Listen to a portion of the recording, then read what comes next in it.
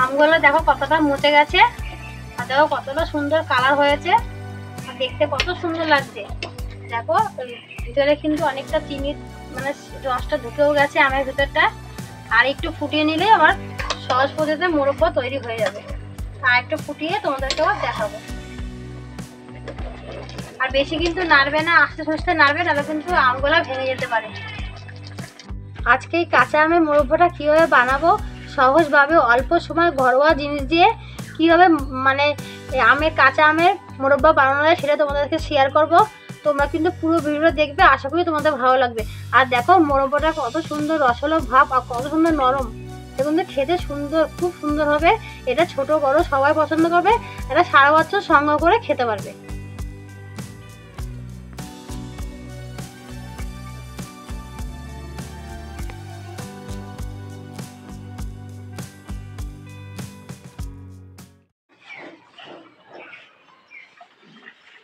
নমস্কার বন্ধুরা, village food waste Bengal চ্যানেলে তোমাদের অনেক অনেক স্বাগতম জানাই। তাই বন্ধুরা, আমরা কিন্তু সারা বছর আমের অপেক্ষায় থাকি কখন গাছে আম হবে, এমনকি বাজারেও কিনতে পাওয়া যাবে। তাই সেরকমই একটা আজকে কাঁচা আম দিয়ে তোমাদেরকে রেসিপি শেয়ার করব। যে রেসিপিটা শেয়ার করব সেটা হচ্ছে কাঁচা আমের মোরব্বা। আর কাঁচা আমের মোরব্বা করতে কী কী লাগে সেটা তোমাদেরকে দেখাবো। আর তোমরা কিন্তু পুরো ভিডিওটা দেখবে, আশা করি তোমাদের ভালো লাগবে। এই মোরব্বা কিন্তু তোমরা বানিয়ে সারা বছর ধরে খেতে পারবে। তাই প্রথমে চলো আমি রান্নাঘরে যেয়ে আমগুলো কেটে নিই। এবার আমগুলো কেটে নেবো। আর দেখো কত বড় বড় এখনো কিন্তু কচ ঝরছে, পুরো গাছের টাটকা আম। মানে পরশুদিন ঝড় হয়েছিল, কালকেও কিন্তু হালকা ঝড় হয়েছিল, সেই ঝড়ে কিন্তু আমগুলো পড়েছে। এবার আমগুলো একটু কেটে নেবো। আর এই মুখের কাছ দিয়ে না একটু বেশি করে ডিপ করে কাটবে। এরকম আমের খোসাটাকে ছাড়িয়ে নেবো। আমগুলোকে ছুলে নিয়েছি। আর কত বড়, এটা কিন্তু হিমসাগর আম। এবার মাঝখান থেকে দুই ফালি করে নেবো। একটু শক্ত হয়ে গেছে, দেখো আটিটা, কদিন পরে কিন্তু পেকে যাবে। এবার এই মাঝখান থেকে আরেকটা টুকরো করে নেব। এই আমের মোরব্বাটা কিন্তু খেতে ভীষণ ভালো লাগবে, যেহেতু একটু আটিটা শক্ত ভাব হয়েছে। এ দেখো এইভাবে কিন্তু প্রত্যেকটা আমগুলো আমি একইভাবে কেটে নেব। একটু সাইজটা বড় করে কাটবো মোরব্বা বানানোর জন্য। দেখো কতটা সুন্দর।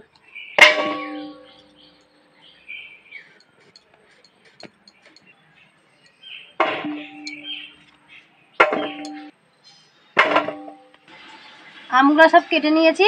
আর ঠিক সাইজে এরকম বড় বড় করে কাটবে। যেটা বড় আম, এটা একবার মাঝারি সাইজের আম, ঠিক এইভাবে সব কেটে নেবো। এইভাবেই কাটবে তোমরা। আর আমিও কিন্তু এইভাবেই কেটে নিয়েছি। কাঁচা আমের মোরব্বা তৈরি করতে লাগবে কাঁচা আম ডুবো ডুবো করে কেটে নিয়েছি। আর এখানে এক বাটি চিনি নিয়েছি, যেহেতু মোরব্বা করতে চিনিটা বেশি লাগে, তাই এখানে আমি 250 গ্রাম মতন চিনি নিয়ে নিয়েছি। সামান্য পরিমাণে নুন, আর এই যে চুন, এটা কিন্তু পান খাওয়ার চুন নিয়ে নিয়েছি।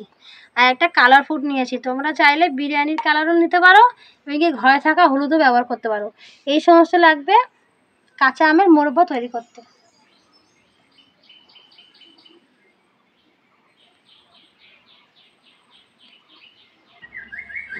আধ গামলা মতন জল নিয়ে নিয়েছি। এই জলের মধ্যে দেখো কতটা নুন দিয়ে দিলাম, একটু বেশি নুনটা দিলাম। তোমরা যখন আমটা নেবে, আমি যেহেতু এখানে 1 কেজি মতন আম নিয়েছি, তাই আমি কিন্তু একটু বেশি নুন দিয়েছি। তোমরা যদি আমের পরিমাণটা বেশি দাও, তাহলে নুনটা একটু বেশি দেবে। নুনটাকে একটু মিশিয়ে নেবো জলের মধ্যে। এবারে কাটা কাটা আমগুলো দিয়ে দেবো। দিয়ে হাত দিয়ে ভালো করে আমটাকে ভিজিয়ে,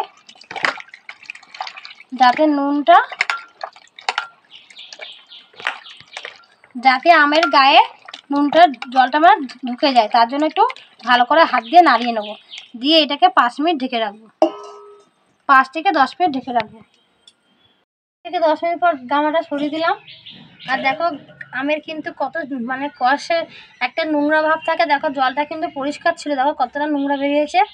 দেখো জলটা পুরো কালো হয়ে গেছে। আমার এই কষটা বেরিয়ে গেছে। এবার এইখান থেকে এবার একটা করে আম নেব। ঠিক আমের গায়ে একটা কাঠি নিয়েছি, তোমরা চামচ থাকলে চামচ দিয়েও করতে পারো। তাই আমি একটা কাঠি নিয়েছি, কাঠি দিয়ে সারা গাটা ফুটো ফুটো করে দেবো। যখন মোরব্বাটা করব তখন ভিতরে চিনির রসটা ঢুকবে আর মোরব্বাটা খেতে কিন্তু ভীষণ ভালো লাগবে।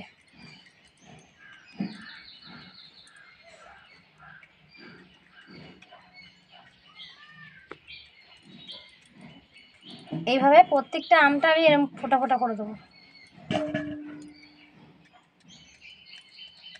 তোমরা চামচ দিয়েও করতে পারো, কাঁটা চামচ দিয়েও করতে পারো।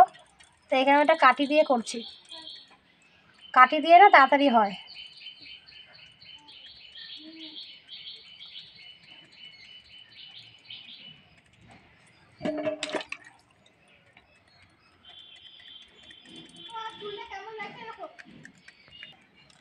আমগুলো কিন্তু সব কাঠিতে ফুটো করা হয়ে গেছে। এই দেখো, ঠিক এইভাবে করবে।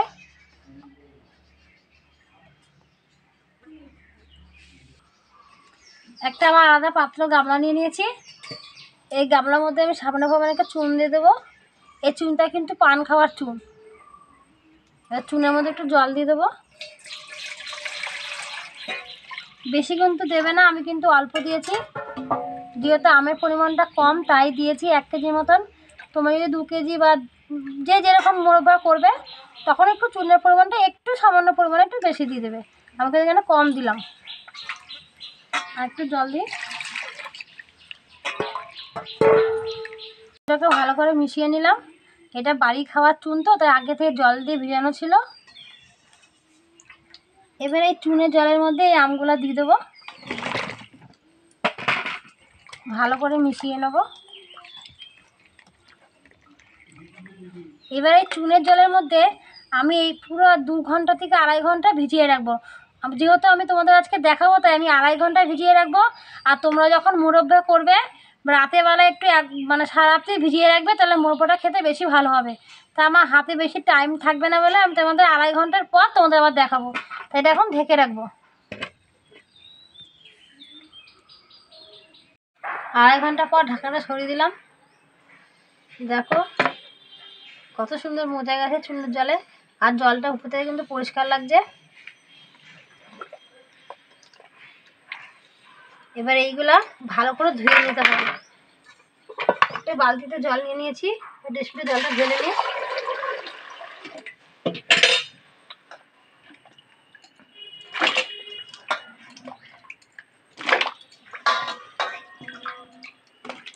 এটা ভালো করে হাত দিয়ে দোলের জলে ভালো করে ধুয়ে নিতে হবে, যাতে চুনের না থাকে আমের গায়ে। এটাকে আমি 3, 4, 5 বার মানে 5 বারের মতন ধুয়ে তারপর তোমাদেরকে দেখাবো। তুমি ধোয়ার সময় তোমরা ভালো করে হাত দিয়ে এভাবে চটকিয়ে নেবে।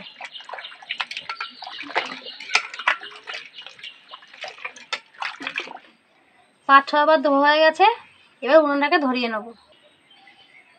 উনুনটাকে ধরে নিয়েছি, উনুনের উপর কড়াটা বসিয়ে দিলাম। আর এই যে দেখো, এইখানে কিন্তু আমি 250 মতন চিনি নিয়েছি। এখানে যেহেতু 1 কেজির মতন আম, 1 কেজির একটু কম, আমি 2টো আম রেখে দিয়েছি, পুরোটা দিই নাই। এই বড় বড় দানাতে আমি এরকম 1 বাটি মতন চিনি দিলাম। তোমরা যখন আমটা একটু বেশি দেবে তখন চিনির পরিমাণটা একটু বেশি দেবে। তাই দেখো আমি অনেকটাই কিন্তু চিনি দিলাম, চিনিটা বেশি লাগবে। এবার যেই মাপে চিনি দেবে সেই বাটি ধরে 1 বাটি জল দিলাম। তোমরাও যেরকম বাটিতে মানে চিনি দেবে সেই বাটির মাপ ধরে জলটা দেবে। এবার চিনিটাকে একটু গলিয়ে নেবো। চিনি শিরাটা একটু জাল দিয়ে নিয়েছি। এবার এর মধ্যে একটু হলুদ কালার ফুট দিয়ে দেবো। তোমরা চাইলে ঘরে থাকা হলুদ দিয়েও করতে পারো বা বিরিয়ানির রংটা দিয়েও করতে পারো।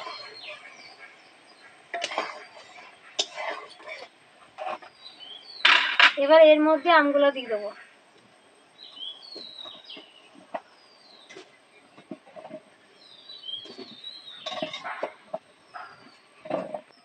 এবার নাড়াচাড়া দিয়ে নেবো।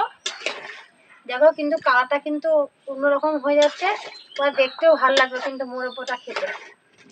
এবার কিছুক্ষণ ধরে জাল দিয়ে নেবো।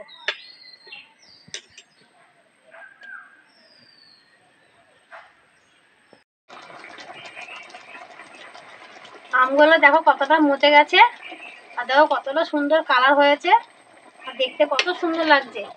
দেখো ভিতরে কিন্তু অনেকটা চিনির মানে রসটা ঢুকেও গেছে আমের ভিতরটা।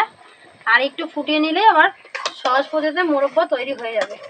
আর একটু ফুটিয়ে তোমাদেরকে আবার দেখাবো।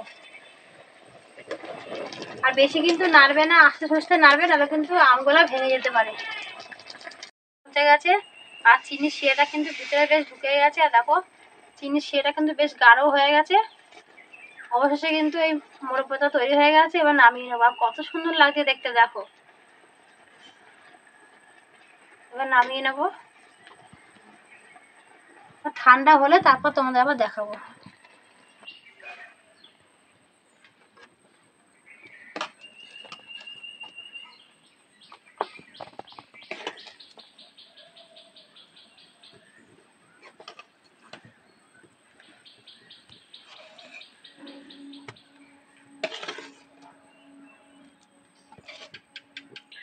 অবশেষে আমার কাঁচা আমের মোরগ ভর্তা তৈরি হয়ে গেছে। আর দেখো কতটা সুন্দর লাগছে দেখতে।